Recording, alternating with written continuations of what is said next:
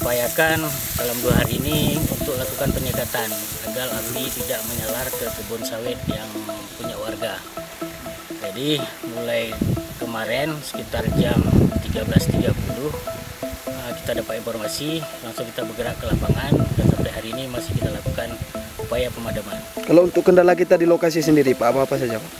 Untuk akses untuk kita lakukan penyekatan memang agak sulit yang untuk di area di belakang kita, tapi di jalur ini alhamdulillah itu agak mudah kita lakukan karena kebetulan sumber air juga ada di lokasi tempat posisi terbakar ini. Kalau titik masih di posisi yang sama nih, masih yang posisi yang sama, walaupun ada beberapa titik yang masih ada pergerakan, tapi masih posisi yang terbakar masih di posisi tengah. Oke. Dugaan sementara masih dilakukan penyelidikan, ya.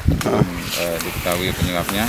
Jadi kalau misalnya nanti dari dapat ataupun dari sedikit dan dapat dibakar ataupun terbakar sendiri ataupun mungkin ada yang lempar puntung rokok, jadi kita sampaikan kembali. Akan menghimbau kepada masyarakat, ya, kalau misalnya berkebun, ya, kami minta dengan sangat-sangat, ya, jangan melakukan pembakaran lahan.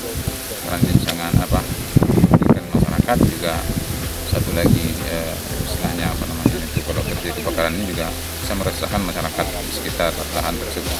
Sudah kebakaran, ini orang tua.